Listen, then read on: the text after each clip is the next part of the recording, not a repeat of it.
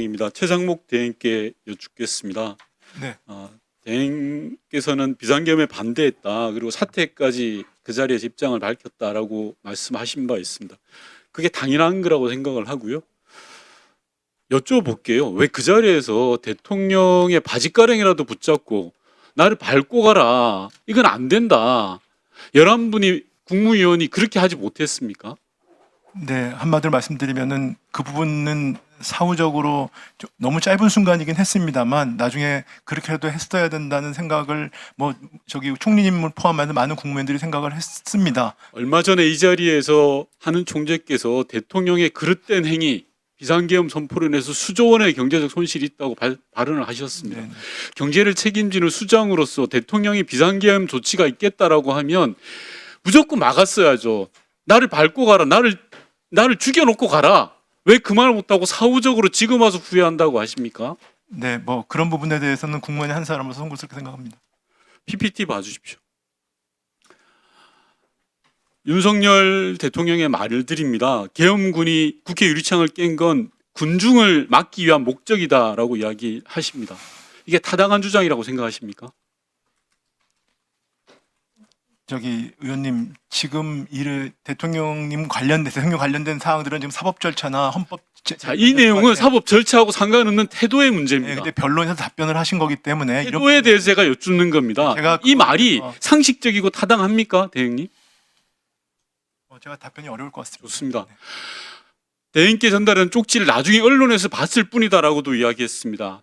아까 말씀하고 여러분들 질의했지만 지시 형태의 문안입니다. 이게 가능합니까? 그래서 그건 저는 제 기억에 따라서 말씀을 드린 겁니다. 네. 최대행 개인의 의견을 묻는 겁니다. 대통령이 이 내용을 모른다라는 게 사실에 부합합니까? 의원님, 지금 좋습니다. 마지막으로 군이 부당한 지시를 안 따를 거라는 전제하에 비상계엄을 선포했다라고 윤석열 씨가 이야기합니다. 이런 비상계엄이 존재합니까? 예, 아니요로 말씀하십시오. 대행님 개인의 의견이고 이건 사법 절차하고 전혀 관계가 없는 거예요. 제가 지금 공직자이기 때문에요. 네. 지금 사법 절차나 헌재 심판 절차가 지금 진행되고 있는데 죄송한데 대행님, 관련상을 제가 말씀드리면 대행님의 지금 이런 모습이 네. 비상계엄을 못 막았다고 생각합니다. 단호하셔야죠. 대통령을 붙잡고라도 이건 안 된다라고 이야기하려면 결기가 있어야죠. 다음 PPT 보십시오. 윤석열 씨는 부하한테 모든 걸 다 떠넘기고 있습니다. 박종근 특전사령관 발언에 따르면 자체 판단해서 저는 복귀했다고 하고요. 대통령이 끌어내라고 한 게 맞다고 하는데 윤석열 씨만 아니라고 합니다. 부하들에게 책임을 다 떠넘기고 있어요. 이게 태도입니다. 피의자 윤석열의 태도예요. 지금은 최 대행께서 대통령 권한 대행입니다. 윤석열 정부를 대표하는 거예요. 보다 단호하고 결의 있게 나서야 됩니다. 치안정감 인사 관련해서 여쭙겠습니다. 혹시 경찰 치안정감 인사와 관련해서 용산과 협의한 적이 있습니까? 용산과 협의한 대통령실과 협의한 적이 있습니까? 기본적인 인사를 하는 데 있어서의 검증 절차는 검증 말고 인사 내용과 관련해서 내용에 대해서는 협의한 적 없습니다. 자, 치안정감 인사를 누가 하자고 했습니까? 행안부 차관입니까? 행안부 장관 직무대행입니다. 대행이 이야기했습니다. 네. 다음 PPT 봐주십시오. 총경위 인사 공무원은 경찰청장의 추천을 받아서 행안부 장관의 제청으로 국무총리를 거쳐 대통령이 임명한다고 되어 있습니다. 모두 직무대행입니다. 이게 가당치한 인사입니까? 인사가 그런 부분이 모습은 그렇지만 그렇기 때문에 더더욱 제가 아까 말씀드린 것처럼 모든 부처가 다 이런 부처가 많이 있습니다. 네, 그래서 국정안정이라든지 치안 공백 이런 측면에서 저희가 정무직이 아닌 인사를 하자 장관들끼리 얘기를 해서 좋습니다. 정무직이 아닌 인사 충분히 가능합니다. 그런데 치안 정감은 경찰청 넘버 2예요. 경찰청 넘버 2를 이렇게 합니까? 대행의 추천을 받아서 합니까? 글쎄, 정무직은 아닌 걸로 알고 있습니다. 정무직은 아닌 걸로 알고 있습니다. 그런 식의 생각에서 각 부처가 지금 하고 있어서 행안부에서 자, 그러면 다른 부처도 인사하실 겁니까, 최 대행님? 다른 부처도 지금 1급 인사하고 있습니다. 예, 네. 1급 인사 말고요. 다른 차관급 인사. 아니, 사실상 저는 정무직 인사는 말씀을 드리지 맞습니다. 않았습니까? 네. 그러면 제가 왜 문제를 삼냐면 치안정감 이번에 승진한 사람을 서울청장으로 오늘 오후에 발표한다, 임명하겠다, 경찰위원회를 개최해서 라는 이야기가 들립니다. 서울청장은 단순한 일반직이 아닙니다. 잘 아시잖아요. 사실상 정무직입니다. 경찰이 수장이에요. 경찰청장이 없는데 이런 인사가 가능합니까? 그리고 앞서 말씀드린 것처럼 행안부 장관과 경찰청장 비상계엄 당일날 연락을 많이 했던 사람이에요. 그리고 비상계엄의 동조자로 의심을 받고 있고 수사 대상이에요. 그런 사람한테 승진을 시켜서 서울청장을 맡긴다? 현실이 맞습니까? 제가 뭐 구체적인 인사 내용에 대해서는 제가 정확히 말씀드릴 수는 없는 것 같고요. 아까 말씀드린 것처럼 뭐 의원님께 지적하실 수 있을 것 같긴 한데 제가 드리는 말씀은 지금 서울청장이 공석이라는 것 자체의 문제의식은 없으십니까? 그러니까 저희는 그 부분에 대해서 서울청장이 만약에 문제가 있으면요, 치안정감을 보직을 이동을 하면 되죠. 대한민국의 치안정감이 한 명 바뀝니까?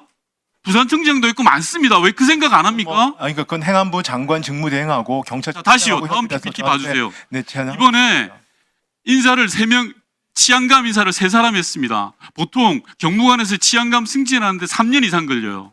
그 내용 알고 계세요? 대행님? 제가 정확히 모릅니다. 모르면서 그럼 1인 인사를 하십니까? 이 사람들 다 1년 만에 다 됐습니다. 그런데 이 3사람 중에 2사람이 용산 출신이에요. 101단 경비단 출신이고 용산 대통령실에 있었던 사람입니다. 이러니까 국민들이 의심하지 않습니까? 상식적으로 좀 하자고요. 상식적으로. 3년이 걸리는 인사를 1년 만에 3사람이나 승진을 시켜요. 그리고 서울청장 비었다고 그것도 승진을 시켜서 보냅니다. 치안정감이 대한민국에 한 명 있는 것도 아니에요. 이런 인사를 왜 합니까? 헌법재판관 임명 안 하신다면서요. 이런 인사만 다 합니까? 어떻게 생각하세요? 아니, 3사람이나 3년 걸리는 인사를 1년 만에 승진시키는 인사를 지금 최대행이 하신 거라고요. 네, 저는 하여튼 그 행안부 장관 직무대행과 경찰청 차장이 협의해서 한 인사 안에서 제가 했습니다. 네. 자, 그러면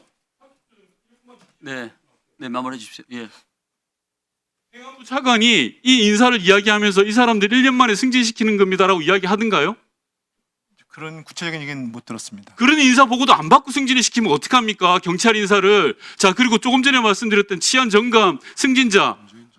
치안 옆에서 가르쳐 주지 마세요. 문재인 정부에 대해서는 제가 정진석 정인보다 더 잘합니다. 치안 정감으로 승진시킨 자도 마찬가지입니다.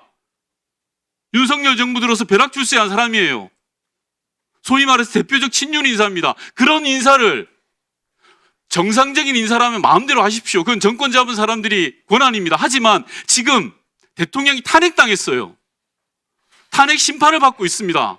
그러면 최소한 대통령 권한 대행이시라면 그런 건 가려야 되지 않습니까?